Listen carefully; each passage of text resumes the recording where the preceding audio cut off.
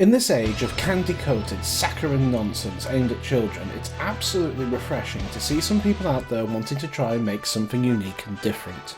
Enter Hevisaurus, the Finnish heavy metal band for children and for those who think like children, or at least so they say. Having sold over 170,000 records in their home country, at least 3 sister bands in different languages, a film and plans for world domination, how did this all come about?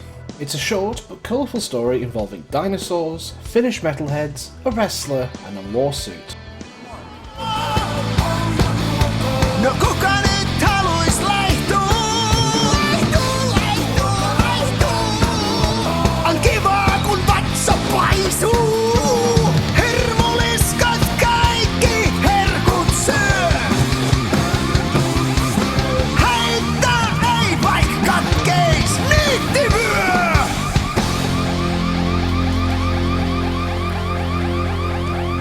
Ei hätää, meikäläinen suojelee teitä.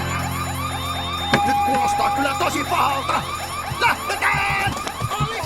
One of the things which makes Hevisaurus stand out is the fact that they perform in costume all the time, and that the band members' real identities are a fairly closely guarded secret. Apart from the few we now know about the band, they've never been unmasked as a whole.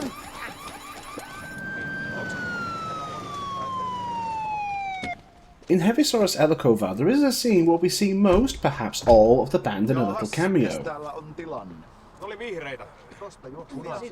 Is this 5 the whole band, or just performers on the movie? Well, Olavi Tika is there, so it's a good chance that this is the whole band.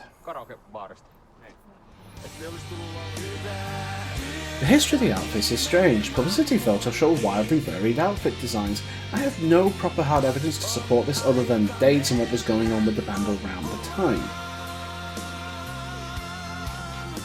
Their first video is Vima Mamamuti. The band here looks like they normally do these days, but shift forward just 2 years and in the Wrath video, their costumes are much different.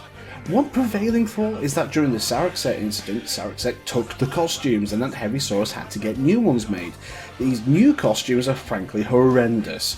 Millie Pilly got the short end of the stick for the longest time.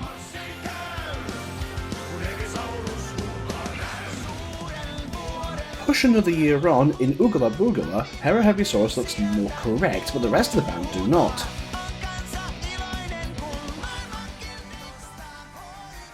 Again, another year later, performing for Radio Nova, the rest of the band are looking much better, apart from poor Millie Pilly, whose design is certainly the least flattering.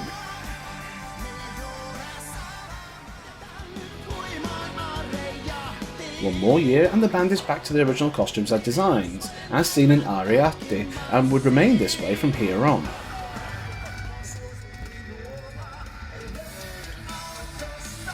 Right now, to my reckoning, there's actually 3 sets of costumes that the band have. Aside from the very obviously retired set, they have the performance set, which is the ones they're most regularly in, the publicity set, which look the most detailed and nicest but they're seen rarely other than publicity photos, and finally the movie set, only seen in the movie but has far more detailed design with exception to their heads, which don't have natural looking eyes because they're used as markers for the CGI overlay.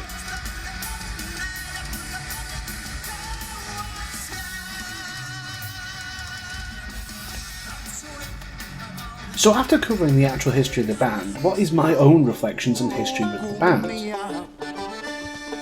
I did hear of Hevisaurus early in 2010, having a Finnish partner made me even more interested in the band. I did listen to Jyrehevin Kuninkaat at this time, but I wrote it off as a novelty, and honestly looking back, I should have listened to it properly, as 2 of my all-time favourite songs are on that record.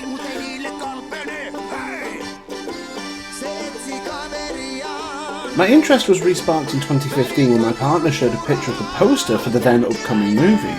My reaction was, they're still going? And they've got a movie? I then went to YouTube, saw the video for Uranoid, and then it stuck, the earworm digging away at my mind. This isn't bad at all, I thought, and upon listening to more of Soikatar Uranoid, I bought the album, really enjoyed it, and the rest is, as they say, history. So why do I like the band so much? Personally, I've always been driven by well-written and performed music. Music was always an escape for me, and this was a whole new soundscape for me to get lost in. Being into dinosaurs and dragons was just a bonus. Even though when I first listened to the band I didn't know any Finnish, I have now picked up more and more Finnish the more I look into these songs, and it just makes me appreciate them even more. They're helping me learn. The fact that they're listed as children's music means that a lot of people just ignore them or just write them off, and I think that's treating them unfairly. The music that they write is solid, and the songs are more about having fun and telling stories than preaching ABCs or morals to children all the time. Why do I, as an adult, enjoy a band that is clearly meant for children, even if I don't understand the language? I would like to think it's because I'm a big kid. I would have loved to have this band around when I was growing up. But that's the thing, they weren't. And who has to dictate what people like? There are many grown adults out there who love things aimed at kids. Pokemon and My Little Pony, just to name two off the top of my head. I'll say that growing up is a trap, and if you could find something that makes you feel all warm and fuzzy inside, happy and smiling like a kid again, that can make some of your burdens go away. At least for a little bit. Kraken, signing out.